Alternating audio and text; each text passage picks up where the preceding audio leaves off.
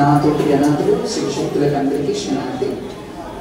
ఈరోజు ఈ వేదికని మాకు ఇచ్చినందుకు, ఈ వేదిక మీద మాట్లాడే అవకాశం ఇచ్చినందుకు ముందుగా గవర్నమెంట్కి, అలాగే దేవాదాయ శాఖకి, అన్నపూర్ణ గారికి అండ్ హేమవతి గారికి చాలా కృతజ్ఞతలు. ముందుగా ఈ బోనాల పండుగ, బోనాలు అంటే బోనం అంటే భోజనం, భోజనం అంటేనే క్రమేపీ బోనంగా మారింది. సో ఈ జ్యేష్ఠ మాసం పప్పం కానీ అమావాస్య, జ్యేష్ఠ మాసం అమావాస్య అయిన మరుసటి రోజు నుండి ఆషాఢ మాసం మనకి వస్తుంది. కాబట్టి ఆషాఢ మాసంలో మొట్టమొదటిగా గోల్కొండలో నుంచి ఆరంభమైన ఈ బోనాల కార్యక్రమము క్రమేపీ మొత్తం తెలంగాణ యావత్ జిల్లాల్లోనే కాకుండా పక్క రాష్ట్రాల్లో కూడా బోనాలు సమర్పించడం జరుగుతుంటుంది. సో మన పక్క రాష్ట్రాలు అంటే ఇప్పుడు పక్క రాష్ట్రాలు అయినాయి, అప్పుడు తెలుగు వాళ్ళంతా ఒకటే కాబట్టి అక్కడ కూడా మేము బోనాలు చేశాము. ఇప్పుడు బోనాల విశిష్టత ఏంటంటే, బోనాలకి ఒక కుండ తెచ్చి పసుపు కుంకుమను అలంకరించి అమ్మవారికి నైవేద్యం సమర్పించి, ఈ మొట్టమొదటిగా చెప్పాల్సిన విషయం ఏంటంటే, బోనం అనేది శ్రీ రేణుకా ఎల్లమ్మ తల్లి ఆరంభించిన రఘు అన్నమాట. ఈ తంతులంతా మామూలుగా ఎల్లమ్మ తల్లి తన భర్త ప్రాణాలు కాపాడుకోవడానికి ఏడత్రాల సత్యానుభవం చేసింది. దానికి ప్రతీకగా అందరూ కూడా వాళ్ళ గండాలు మాపాలి, వాళ్ళ కష్టాలన్నీ కట్టేయాలని బోనాలు సమర్పించడం జరుగుతుంటుంది. సో ఈ బోనానికి చాలా చాలా ప్రతిష్టత ఉంది, పంచభూతాలు కలిగి ఉంది. సో బోనాన్ని సమర్పించి 365 రోజులు మనకి బుద్ధిని ప్రసాదించే అమ్మవారికి ఒక్క రోజు మనం నైవేద్యంగా భోజనాన్ని సమర్పించడం జరుగుతుంటుంది. కాబట్టి దాంట్లో పెద్ద మా శివశక్తుల లాంటి సముద్రంలో నేను ఒక నీటి బిందువు అయినందుకు చాలా గర్విస్తున్నాను.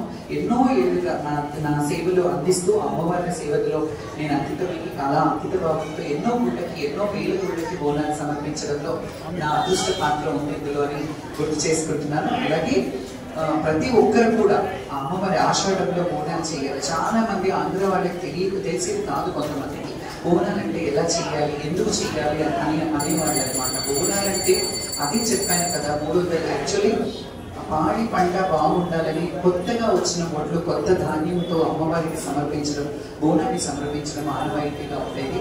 అది రాను రాను రైతులు తగ్గారు, మనకి మెట్రోపాలిటన్ సిటీస్ అయ్యాయి.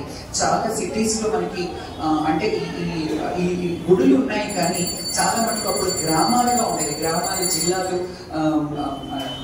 సర్పంచ్లు అంటే అట్లా విధులుగా ఇప్పుడు కార్పొరేట్ స్థాయిలో మనకు వచ్చింది. చిన్న చిన్న భాగాలు అయినప్పటికీ కూడా తెలంగాణ గడ్డలో ఉన్న అద్భుతమైన విషయం ఏంటంటే, యావత్ హైదరాబాద్ గడ్డ ఆషాఢ మాసంలో బోనాలు చేస్తారు. మనకి జ్యేష్ఠ మాసంలో చాలా చోట్ల చేస్తారు, శ్రావణ మాసంలో చూస్తారు, కానీ హైదరాబాద్లో మాత్రం ఆషాఢ మాసంలోనే బోనాలు చేయడం ఉంటుంది. అది కూడా సామూహికంగా చాలా మంది అన్ని గుళ్ళల్లో వాళ్ళు ఏకత్రితమై ఉమ్మడి దేవాలయాలు కావచ్చు, ఇంకా అంటే అన్ని మహాకాళి బోనాలు కానీ, బతుకుపేట ఎల్లమ్మ బోనాలు కానీ, ప్రతి ఒక్క లాల్ దర్వాజా కానీ, ఇవందరూ కూడా వాళ్ళు ఒక అనుకోని ఆనవాయితీగా పెట్టారు. పెద్దలందరికీ ఈ వేదిక మీద నేను కృతజ్ఞతలు తెలుపుకుంటున్నాను. ఎందుకంటే ఒక్కొక్కరు ఒక్కొక్క మాసంలో చేయకుండా అందరూ ఆషాఢ మాసంలో చేయాలని హైదరాబాద్ గడ్డ మీద అలా చేయడం, అండ్ హైదరాబాద్ తెలంగాణ గడ్డ మీద నేను ఉన్నందుకు గర్విస్తున్నాను. ఈ అవకాశం ఇచ్చిన పెద్దలందరికీ థ్యాంక్ యూ. అలాగే ముఖ్యమంత్రి రేవంత్ రెడ్డి గారు, ప్రిన్సిపల్ సెక్రటరీ శైలజారామయ్య గారు, ఎండోమెంట్ కమిషనర్ గారు వెంకట్రావు గారు, వీళ్ళందరూ కూడా, అన్నపూర్ణ గారు, హేమవతి గారు, మన కృష్ణవేణి గారు, ఎండోమెంట్ మినిస్టర్ కొండా సురేఖ గారు, రామకృష్ణ గారు, వీళ్ళందరూ శివశక్తులకు ఏదైనా చెయ్యాలి, మేము ఇలాంటి ఇబ్బందులు పడుతున్నాము, గత సంవత్సరాలు గత ప్రభుత్వాల నుంచి చూస్తున్నాము. సో శివశక్తులకు కానీ జోగినీలకు కానీ ప్రత్యేకం. ఎందుకంటే మేము గడపకి బొట్టు ఎలా అలంకారమో మేము అలా గుళ్ళకి అలంకారప్రాయంగా ఉంచి మా మొక్కులు సమర్పించుకుంటాం. అలా గడపకి బొట్టులాగా మేము మా రంగురంగుల పంచరంగుల్లాగా అలంకరించుకొని ఇక్కడ దేవాలయాలకు రావడం జరుగుతుంది. సో మాకు ప్రత్యేక మీకు లేని జాతర ఉండదు కదా అని చెప్పి నిజంగా ఒక పెద్ద మనసుతో ముఖ్యమంత్రి గారు ప్రత్యేకమైన కమిటీ వేయాలి అని అన్నారు. రాను రోజుల్లో అందరినీ కలిపి ఒక కమిటీ వేస్తానని కూడా మాట ఇచ్చారు. సో అది ఎంతవరకు సాధ్యమవుతుందో తెలియదు, కానీ ఇప్పుడైతే ఎప్పుడు కనివిని ఎరుగని రీతిలో ఇది 4వ మీటింగ్. ఇలాంటి మీటింగ్స్ చేస్తూ ఎలా చేస్తే బాగుంటుంది, ఈవెన్ పోలీస్ డిపార్ట్మెంట్ కూడా ఎలా చేస్తే బాగుంటుంది, మళ్ళీ మీటింగ్స్ ఇప్పుడు మళ్ళీ కూడా మీటింగ్ పెట్టి రమ్మన్నారు. సో దానికి మేము నిజంగా అంటే ఎప్పుడు కొట్లాడే మేము దాన్ని ఫలితాన్ని అనుభవించే రోజుకి వచ్చాం. కాబట్టి మేమందరం ఈ మూలకంగా మీ అందరికీ థ్యాంక్స్ చెప్పుకుంటున్నాం. Thank you so much.